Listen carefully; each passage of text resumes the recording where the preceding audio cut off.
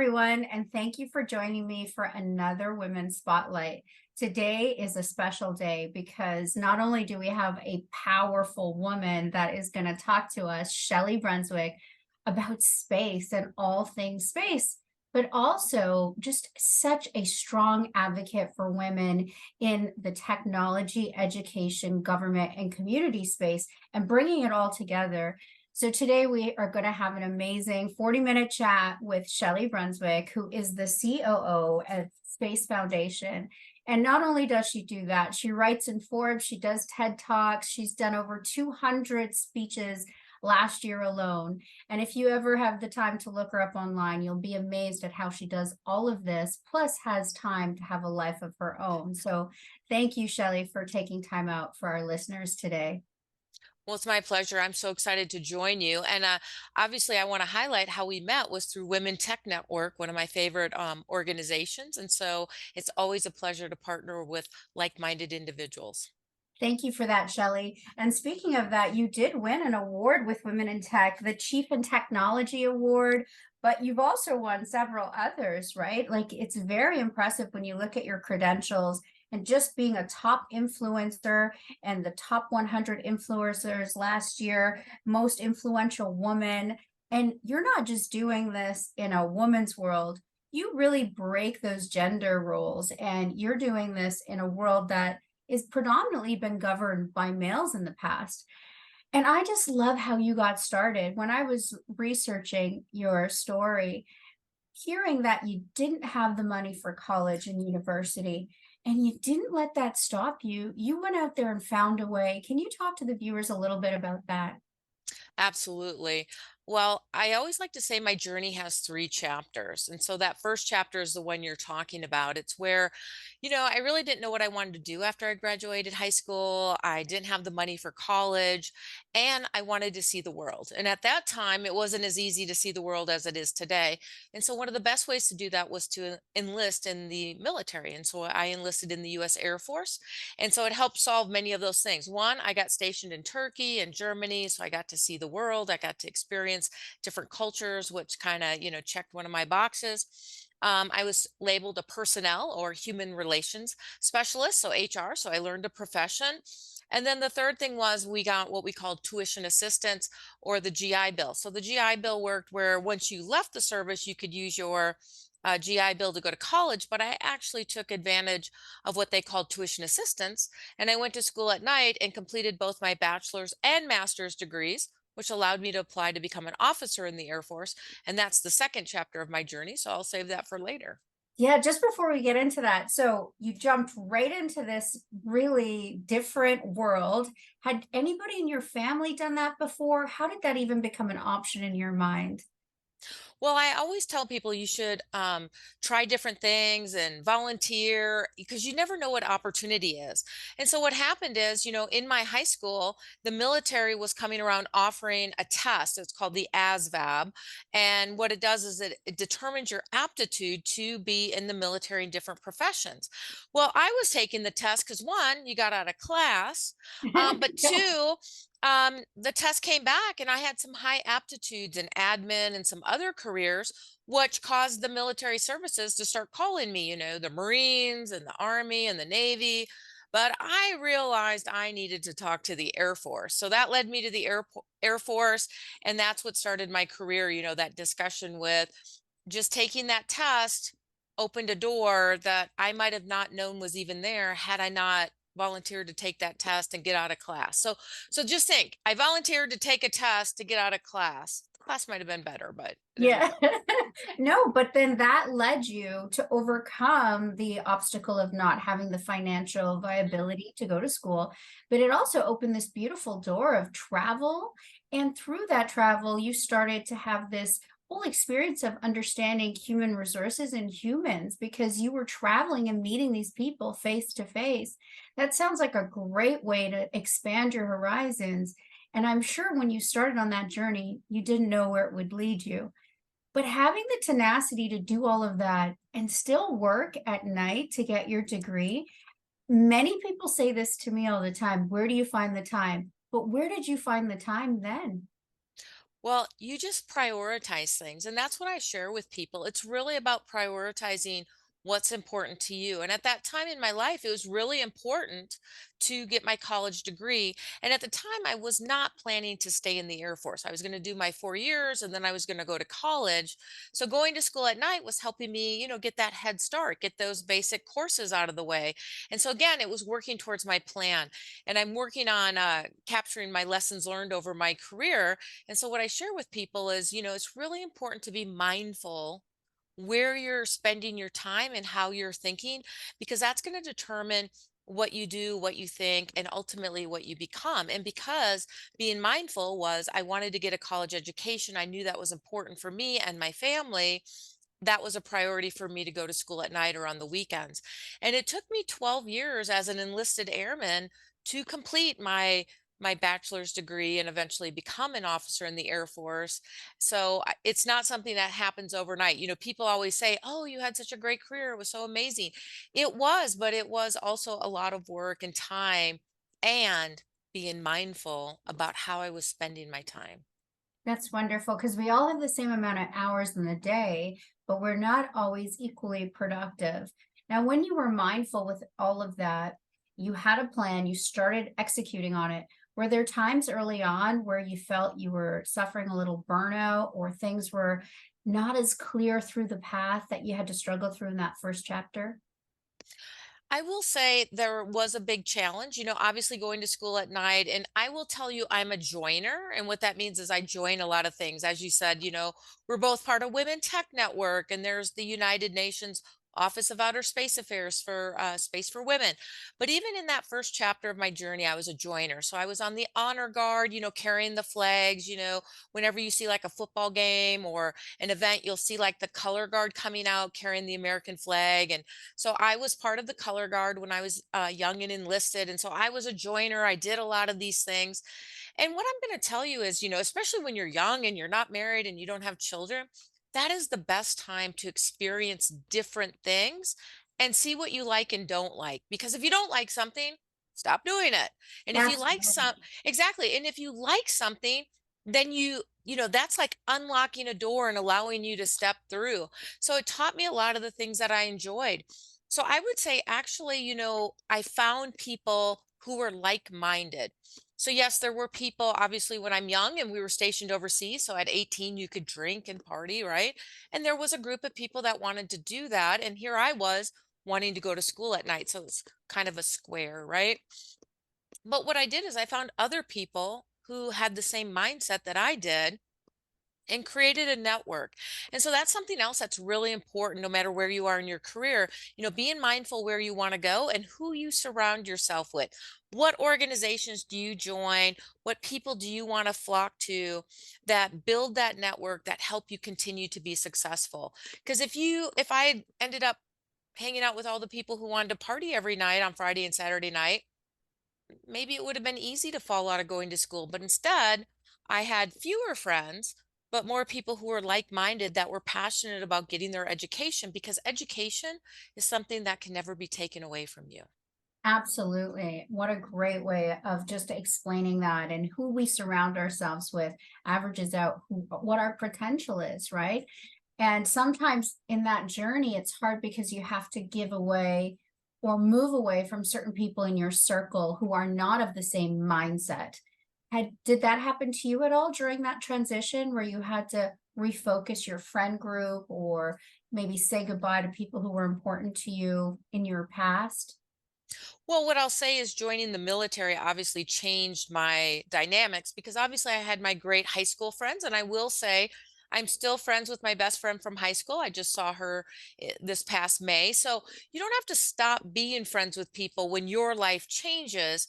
But the military allowed us to learn how to make new friends, keep the old and transition. And so, because you get stationed at different places, people come and go, right? You get new assignments, you learn new things. So that was a wonderful thing about the Air Force, is it taught you to be accepting of new people and their ideas and being open. And it also taught you, I never really like to say goodbye to people because I just feel I'll see you again, right? So there Absolutely. is no goodbye when you work in the military, because you'll probably end up working with those people again. And even though I've retired from the military, I still take that transition with me, that it's never goodbye. It's only goodbye for now. And the great thing about today, compared to 30 years ago when I was stationed overseas, now we have the internet and we're on Facebook and we can keep in touch with each other. I'll go months without talking to somebody, and then all of a sudden they call you and like, hey, we haven't talked in a while, and you're like, oh yeah, I guess you're right, but I've been seeing all your posts and you just had your birthday and your mom was over. So we're so Feel fortunate connected. today that we can find a way to stay connected even if we're not calling each other every week. And so I think social media, there are good and bad with social media, but that is one of the good ways that we can stay connected. And having been in the military, stationed overseas with thousands of different people, for me, that social media is really welcoming because I can stay in touch with people.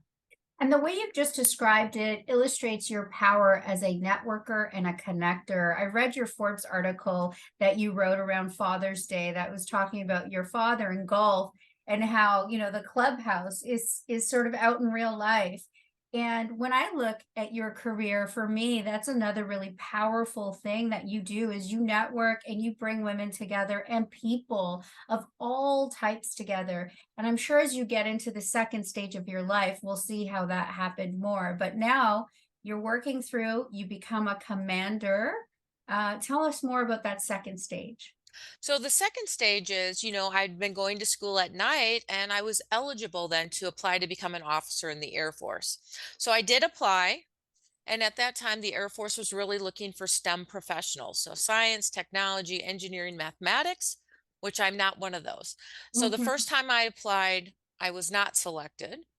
But instead of giving up, which sometimes we give up, we think failure, oh, that's a bad thing. But I look at SpaceX, when they were starting out, they had failures.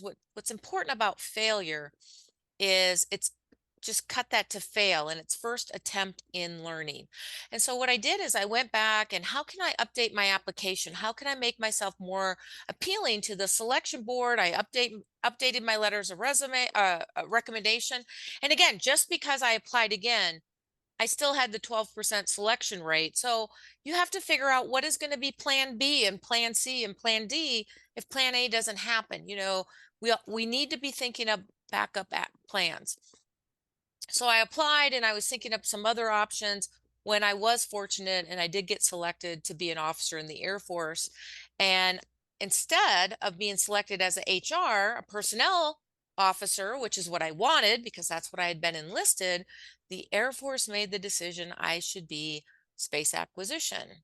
Mhm. Now, I don't know about you, but I'm sure most people in your audience don't even know what space acquisition is today, let alone 25 years ago. So, Absolutely. so space acquisition, space procurement, we were the people that worked with the large contractors like Lockheed Martin and Boeing and Northrop Grumman to build the ground station, launch vehicles, satellites, and stuff, and oversee that. Well, I had no idea what that was. So, what I'll share with you and your audience is I didn't want to do it. And so I reached out to all my mentors and said, please help me. I want to be personnel. And they were personnel, they wanted to help me. And fortunately, someone from the Air Force Personnel Center called me one day and said, Sergeant Brunswick, we need you to be a space acquisition officer. And, at that point, they're not asking you. You're saluting smartly and saying, yes, sir. And I'm so grateful that the Air Force made that decision for me because I would not be where I am today had that not happened. So, a lot of things transpire and it kind of reminds you, the mindfulness is always important, but in that beginning when you're focused on where you want to be, but that second chapter, really understanding that sometimes you have to open your aperture and be willing to try new things that are outside your comfort zone.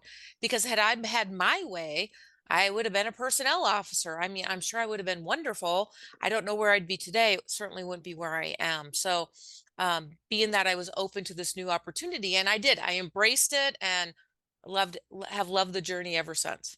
And that's one thing I hear all the time from the people that I work with is you may want something, but you have no idea about the things that come your way, how they may reshape your future if you don't give them a try. And most of the time, people want something, and when it doesn't happen, there's a fear of trying something new, a fear of getting out there and tech. I mean, I've just spent all this time perfecting what I want to do in HR. Yeah. Did fear knock on your door at all? All the time. I mean, I think people, if you're not feeling some fear when you're trying something new, then maybe you're not really reaching for something outside your comfort zone. And Mhm. so if you really want to, think about it. We want to go to Mars. I'm hoping some people are a little nervous about that, right? I mean, we need rockets, we need to live there, we need solar panels and batteries, and we need to grow food and the human body and health. There's a lot of things that go into reaching for the stars. And if Mhm. you're not a little nervous about that, then one, maybe you're not reaching far enough, or two, maybe you're not thinking of all the things we need to be thinking about. So, I'm in the space business. I'm reaching out there, but that the technology business, let's look at what's happening in quantum and AI and virtual reality and robotics. Those are all exciting Yeah. industries, but there's also a fear factor. We're hearing, we're excited about AI, but then are we afraid of AI? What happens with AI? Um, so I think we should always be asking ourselves, there's always the good, but what's the other side? And then how do we overcome that? Right, because that also is what keeps us prepared to come up with the processes we need and the check marks we need to keep people safe with AI, for example, because that's my world, right? I work in the tech space. And well, what are we feeding the machine that's learning that will provide AI and ML in the future? And let's make sure that the data is clean and it's complete and that we understand biases that might be within the data. And so looking at it from that lens, what I also love about your work is when you're able, your TED Talk, for example, did this where it broke down what's in space and how we use that in our life in the medical field and like your balancers in those boots. I thought that was pretty cool. And so, talk to us a little bit about that stage. Is that in the third stage or is that still in the second stage? So that is actually the third stage. So the second chapter of my journey was really being in the Air Force and being that space acquisition officer, teaching about space acquisition at Defense Acquisition University, and culminating my career working on Capitol Hill as a legislative liaison. So that was amazing. That But was then it like the was time. last 5 years, right? That You was the last 5 years. And then it was like, you also know when it's time to go. And so it's also good to know when it's time to go. And at that point, I really was ready to leave the Air Force and try something new. So you have to remember, I was primarily focused on military space, some civil, meaning NASA, but not commercial. So when I started this third chapter of my journey, which is at Space Foundation, over the last 8.5 years, we can so see how the commercial sector has taken off. But what I really see now in this chapter of my journey is how important the commercial sector is, the commercial sector of space is to our daily lives, because we are living on Apollo era technology that is benefiting our lives every day. Like you said, formulated food, fire retardant clothing. We took a selfie just before we started, and many people's phones, your camera in your phone is NASA imaging technology. Not all of them, but many of them. So we're using space technology for telecommunications. We're talking on Zoom right now. All telecommunications is space technology, cybersecurity, banking, healthcare. You talked about balance. We can test people's balance, because when people fall, especially older people, and they lose their mobility, it can usually have a great impact on their quality of life and their longevity. But even for women, we develop osteoporosis, and we've learned from, developing pharmaceuticals in space. A company has developed some osteoporosis treatment for Earth, as well as space, but here on Earth. But the big one that most people don't know, that you probably heard from my TED Talk, is, we all talk about the James Webb Space Telescope that's been sending back all these amazing images for the last year. But the Hubble Space Telescope, that was before James Webb, was designed to look into space for anomalies. And a company took that technology and used it to look into human bodies for anomalies. And that's the technology we're using for mammogram detection. So millions of Fascinating. people's lives are saved because of that space technology that was commercialized for use here on Earth. And when you talk about mindfulness, part of that mindfulness and opening up is realizing how everything is interconnected, right? Some people are like, "Oh, I have no idea about what happens out there. I don't care about the fact that a private citizen is going to Mars. Like, I don't, or, the moon or whatever the case is." But it's fascinating because mindfulness is understanding we're all interconnected. And so now in the work you do, not only are you educating on that connection, are you advocating, are you teaching about space exploration, but you're also helping with equity and bridging that gap and really empowering women to step out there into fields that they may never have even dreamed possible, like going to outer space or working in advocating and liaisoning with different government bodies, or like yourself, like you've traveled all around the world and taught people in Africa and in Europe and Asia and even in the Middle East. That's fascinating. So as you're doing all of this work, just tell us, like, what what do you feel women can do and men as their alliances can do to really help move that dial forward when it comes to equity in the workplace? Yeah. So, one of the things that I see a lot with the space industry is a lot of people, and I'm not going to say, men or diversity, I'm just going to say underrepresented groups. There's Mhm. this preconceived notion that space is not for me, right? It's for Mm. those other people over there, whether that's, uh, STEM professionals or the US people, or and so there's a perception about space not being for us. And I think it's really important that your show, and part of the reason I like to speak about space so much, is break down that perception that space is really for all of us. And that, yes, maybe 60 years ago, there were two countries in a space race, primarily STEM professionals, government workers, and male. Right? That was 60 years ago. Today, the space industry is more than 92 countries are operating in space. We need all career fields, STEM professionals, as well as non STEM. So that could be artists, program managers, policymakers, teachers, technicians, media engagement, social media, marketing, sales. So there are now opportunities for everyone to be part of the space industry. Maybe not every country yet, but we're working on it at Space Foundation. We want to partner with organizations around the world to create more pathways for citizens to find their way into the space industry and create more equity and inclusion in the space industry. I love that. And I always say that we are stardust. And when I heard you say that, it connects us because we truly are. And when you talk about looking at all options, nothing should stop you, right? It's that relentless. And through your story, I not only heard about that relentless pursuit and mindfulness, I heard a lot of resiliency. I heard a lot of what should have been no's that might have turned you around, and you kept going and you navigated through it. And so that's very important for all of us out there. And it's not just hocus pocus, because we can see what you've done as a COO of the Space Foundation. It's amazing. What's next for you? How do you get out there and educate those people who think it's not for them that you just explained it is? How do you really get out there and perpetrate that on the streets?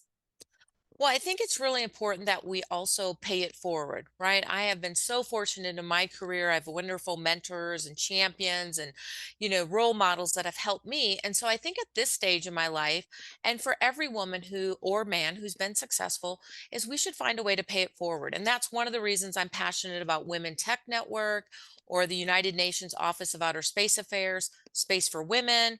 Space Generation Advisory Council. These are all great organizations that you can volunteer your time for to especially be a mentor. And although Women Tech Network and UNOOSA Space for Women say women in them, they are both open to men and women to be proteges as well as mentors. So we need help in creating more mentors for the program. And for proteges out there, there are career paths for you. So that is part of one of what I do is it's important to give back. It's about being that servant leader and Mhm. demonstrating gratitude. The other thing I'm working on is a new form of leadership, and it's called global transformational leadership. And doesn't take away from any of the leaderships we know from from the past, Hershey Blanchard and situational awareness or servant leadership. But what this really focuses on, this global transformational leadership, or GTL as I call it, is the world we live in today where we can be connected globally. We are on social media. People are following you. You can create movements and create passion and awareness. And so a global transformational leader has three main traits. They're inspirational, they're authentic, and they have gratitude. So I talked a little bit about the gratitude, paying it forward, being that servant leader, because when you elevate others, you help to elevate yourself as well. 100%. And I couldn't have said it better. If we're not taking time out of our day to give back and contribute and be of service, then what's it all for? And so you're doing this in addition to running a household and having a family. So can you tell us a little bit about that? Like just balancing it all and tell us about your home life. Well, I have to say, I'm so grateful for my husband, Jerry, because this is only possible because of him. It's funny you bring this up. I was at a program in Turkey back in July that was run by my good friends at ISESCO, the Islamic World Educational, Scientific, and Cultural Organization. They have 54 member countries around the world, and we are partners with them because it's about creating more pathways into space science application. And I was part of the CANSAP program, and one of the women from Cameroon wanted to interview me to share it with girls in school to encourage them to pursue careers. But not only did she want to interview me, she wanted to interview my husband because he came with me. He's part of my support system. And she said, I want to interview your husband because I want to demonstrate to the men and boys in Cameroon that it's okay for their wives to have jobs and careers and be married. And so even though we may not think our spouses are role models, we are role models. Here was my husband. He's a retired firefighter, so people love talking with him and his experiences and being a paramedic. But here he was, a role model demonstrating to men and women from around the world how to support his wife who has the career now, right? He was an assistant fire chief. He's retired now, but I'm not ready to retire. I still want to have a career. And here he is supporting my career. So again, even when you don't realize you're being a role model, you are being a role Mhm. model. So I wanted to share that story, that this is all possible because my husband is such a wonderful, we're a team. And when we can travel together, for instance, like the Asesco event in Turkey, or last month I was at a program called Stardust Festival in Canada, in Oh, I'm Timmins, so jealous of Ontario. you. He comes with when he can. And again, everybody enjoys having him around. He brings a lot to the conversation. And, I can't talk to everyone. So it's always good to have a partner who helps you. And so I want to share that with your audience, that it's really important, if you're not currently in a relationship, that you want to find a spouse and a partner that complements you and that you help elevate each other. Maybe one has a career at one point and the other has a career at the other point, but it's how you're balancing your relationship and you're helping each other to accomplish joy in your life. And so I'm grateful to my husband for doing that. I also want to say my parents, my mom, the Mother's Day article I wrote is about mentoring in Forbes, and I highlighted my mom, who was obviously a mentor for me. She worked in the manufacturing sector, and so that was decades ago. And women working, being a single parent, as well as working in the manufacturing sector, was not common. But what Mhm. she taught me was, by her leadership, was that I could be or do anything I wanted to do. I just had to work hard at it. And there might be stereotypes, but you know what? I'm just like, well, let me show you that it can be done. And you just keep trying. I love So so family's important. And not everyone has a family maybe like I have, and I understand that you may have some listeners, but you create your family. Remember I said build those networks, find like-minded people. You can build a family too that supports you. Absolutely. The people you put around you every day become your family, your ecosystem, your tribe, whatever's right for you culturally to call it. And there's three things I'd like to touch on that you just said or have said before. I want to start with the husband and the fact that you said he's a role model and that you're real partnerships. The other thing is in one of your articles I read about, from Taylor Swift to, Hillary Clinton, as powerful as they were, you still feel we're taking some steps back because they get distracted with the way they look or their views, and people attack that. So how to manage that. And then last but not least, I just want to talk about how it all ties together. So first, the idea that you say that you are partners and you build each other up, I love that. And I find, and I'd love your opinion here, that today with the social media and with everything that's happening, we're hearing a lot of boss babes and go out there and we don't need men. And I personally think, regardless of what you're attracted to or you're married to, the idea that we have to put down males to elevate the woman is something that is very dangerous. And I think it doesn't help anybody's cause. So have you had to educate any of those around you? What are your thoughts on that, about instead of trying to put the male down and feel we don't need him, to elevate him as well, and to understand that the most powerful women, they do need a partner, and it's okay. You don't have to choose one or the other, whether you're a working woman being a COO of this beautiful space foundation, or whether you're the COO of your home and managing your environment. Equally important, we still need a partner. How do you feel when I say that? Well, I have one of my great role models is Ruth Bader Ginsburg. She was a Supreme Court justice, and she used to have a saying, it's about bringing people to the table. Mhm. So when you're putting somebody else down, you're not bringing everyone to the table. And we have to, in order to have a conversation and to solve problems, we need to bring people to the table and communicate. And we need to communicate in an open manner. So several of the organizations, as we've talked about, Women Tech Network, another one I like to spend time with is Women in Aerospace.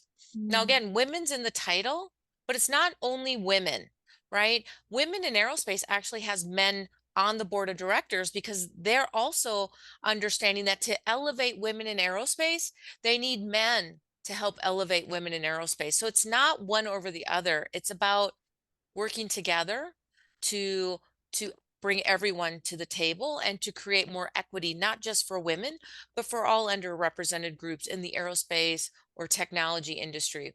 And in the You know, world in if general. if we if we leave people behind during this era of technology growth, we're going to leave people behind in opportunities, because you have to realize how quickly technology is now changing, not only for the space industry, but in general. And jobs are changing. AI alone, you've already said it.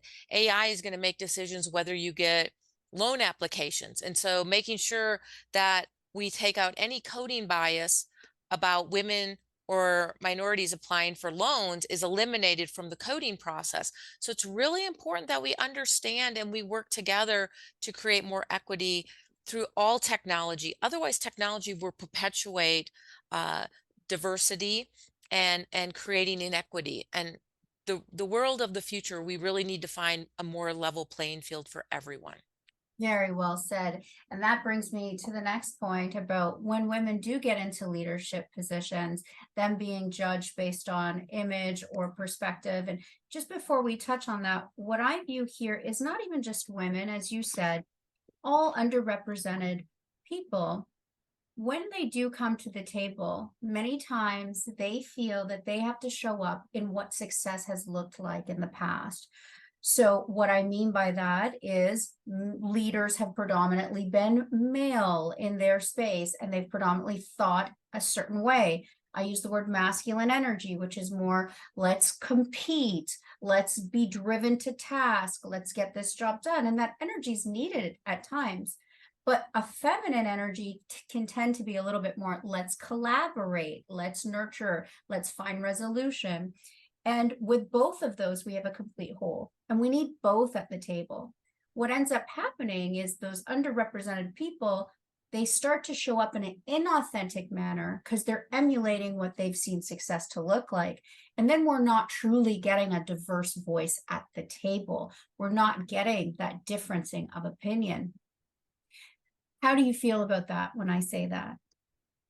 Well, I think what we're really seeing now is a mass exodus from the workforce. right? We saw it over COVID. We're still seeing it here in the US. We're not, we still have an incredibly low unemployment rate. So what happens is eventually what we're seeing is some groups that feel that they were not authentic or not getting a fair opportunities are leaving the workforce. And what we have to highlight is we need them, right? We need all the workers in the United States, all those underrepresented groups, inner city, rural communities, to understand that there is a place for them, and we do want to treat them with respect and dignity, right? So there is importance, it is good to have some competition. Competition brings out the best. We want to have competing products and services, but there's also the import that we're seeing in the workplace dynamics where employees want authentic leadership, where they want to feel more connection with their leaders. The days of the ivory tower and the leader was here and the workforce was here, those days are really changing. With the dynamics of the workforce and the differences of the generational, some generations are, different generations, like my generation is different than the current generation. And so it's important that we really try to communicate and connect with our teams and help to elevate them to accomplish their goals, and that their goals are in line with what we're trying to accomplish as an organization. So Mhm. those are some things I share. And again, it kind of all ties back to that mindfulness. As you're looking at what do you want to accomplish, who do you want to spend your time with, where's the organization you want to work with? It's about being mindful. And again, one of my examples is I had a protege reach out to me. It was through the UNOOSA Space for Women group. And she reached out to me before they'd even matched us and said, I want you to be my mentor. And I was like, I looked at her resume and she was going to be a space lawyer. And so I'm like, am I the right mentor for you? I mean, I was space acquisition, I'm commercialization, entrepreneurship, and she goes, no, I want you to be my mentor because our values are aligned. Mhm. So again, and it was illuminating to me because I'd never had a protege say that. And our values were, I'm very passionate about, animals and nature and sustainability. And those were also very much in line with what she was passionate about and how she wanted to be a space lawyer and use space technology to help with, um, you know, uh, trafficking of humans and wildlife and illegal animals. And so it was really interesting how she sought me out as a mentor, not because of my space background, but because of my values. And so I kind of share that with you, that when your audience is looking to work someplace or what they want to do, they need to interview the boss that's hiring them and the values of that organization to ensure they're in line with what they want to do. And again, we are seeing people not wanting to go into the workforce because they feel that their values as an individual have not been valued by different companies. And so I think it's a good point for all companies and cultures to take a step back and say, how do we want to pivot to attract the workforce we need for today and for the future? Right, because it's not enough just to have a mission statement anymore. Your values have to be ingrained in everything you do, and the why, right? Why are they coming to work? Why are they showing up? And what is the difference that they're feeling that they're making that touches into that purpose, that is giving more time to work than their families on a regular basis? I also caught three great things from what you said. One, that your values were in alignment and that values are important, and understanding your mentoree mentor or the people you lead, their values, understanding your friend and your surrounding people, what are their values, and also what are the clients you're serving and the people or citizens you're serving, what are their values, and making sure that there's alignment. The second thing I heard from you was, although she wasn't in the same field, she reached out to you. And I always encourage my mentorees to do this because it's nice to, if you are a sales leader, to reach out to legal, or if you're legal, to reach out to acquisition procurement. And the reason why is because it makes it so much easier to collaborate and understand and get work done when you know what someone on the other end of the line is going through. And so that can be really powerful. It can be a great growth technique. I got that from you as well. And then the last thing, it's that probably everybody wants your time. So how do you, when you've got this influx of people asking for your time and attention, you mentioned it earlier, you have to look at your priorities, but how do you say no and make no a complete sentence, or do you? That is a great question. So I used to believe in the power of yes, and yes meant yes because it opened opportunities. And now my husband has taped a new saying on the door that leads out to my car. And what it says is, when you say yes to others, you may be saying no to yourself. Beautiful. So, again, he was a first responder. So you have to know how to take care of yourself first before you can help others. And so, yes, I do give my time. It's important. I feel it's a value of mine to give my time. But I also know, like, some people, as you can imagine, reach out on LinkedIn and say, "Oh, I'd love to meet with you or have coffee." And to just be honest, I'd love to meet with you, but right now this is not a good time. I have these 5 things going on. Can I answer your question in an email? Could we convert, because I will try to answer emails on LinkedIn on the weekends. So I do try to do that because those are people, by the way. Emails are people, and sometimes we forget that.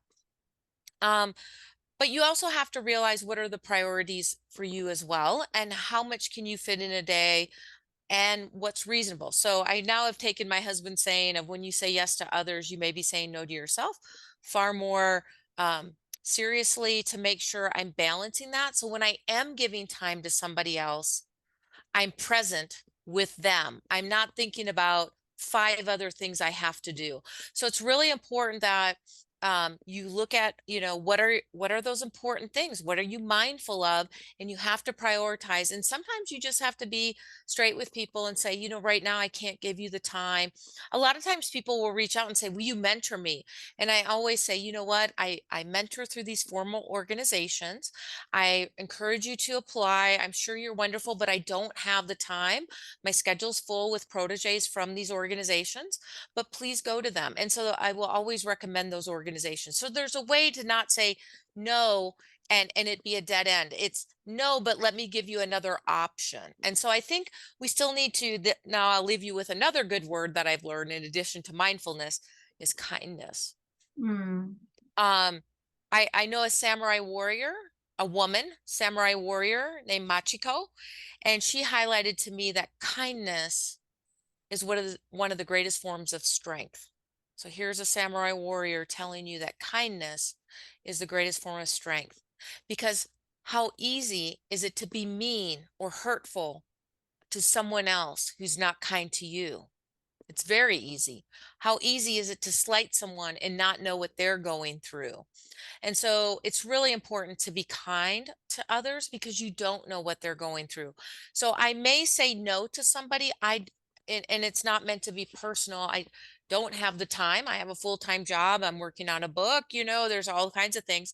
But is there another option for you to get a mentor or join an organization that can help you?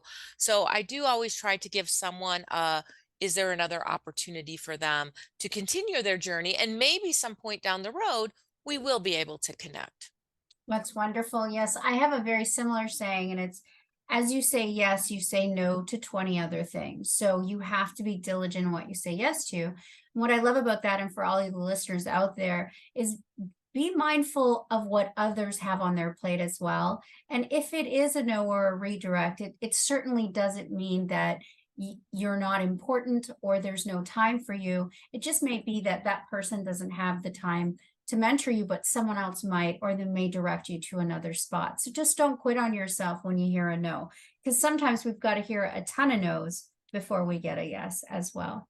Well, I know we're coming to time, but I always love to ask this question before we wrap up. And that question is, if you had to go back and talk to your younger self in that developmental stage, so 5 and younger, what is the one thing you would tell her? It's going to be okay. Don't worry. I And love I that. say that to people even now. It's going to be okay. Don't worry. Keep moving forward. Beautiful. It will be okay. We live in the power of now. Sometimes we worry about what happened in the past or we future forecast. Everything will work out as it did for you when you got your first no, as it did for you when you didn't have the money to pay for school, as it did for you when you decided you were going to get married to a firefighter and walk into the third chapter of your journey. So thank you for sharing that. What did we learn today? We learned to be mindful, to understand who we surround ourselves with, to take no's and sometimes wait and try on what the new options are, because sometimes they're better than anything you could have fathomed. It means even if we are the one who's outnumbered at the table, to stay strong and be authentic and be kind with ourselves and others, because that will ultimately prevail. And what I also heard and learned today by one of the most powerful women we've had on our show is that to be truly powerful, you have to first believe in yourself, but then you have to believe in others and the power and the uniqueness that they bring to the table with their diversity and their strengths. So allow them in, and you might be surprised at your outcomes. Thank you, Shelli, for joining us. It has truly been a pleasure and an honor, and I can't wait to hopefully chat with you in person one day when you're back up in Canada. Absolutely. Well, until then, I look forward to seeing you around the galaxy. Thank you. Thanks so much for watching. Subscribe and follow me. And also, if you want some other content, hit me up on Tara Myshrall Speaks on Instagram, or join my inner circle at taramyshrall.com. You will be the first to receive new content when it drops, as well as the first to get the Women's Spotlight. Learn about other amazing women in our local community that are up to big things. Thanks again, with love and light. Until next time, guys.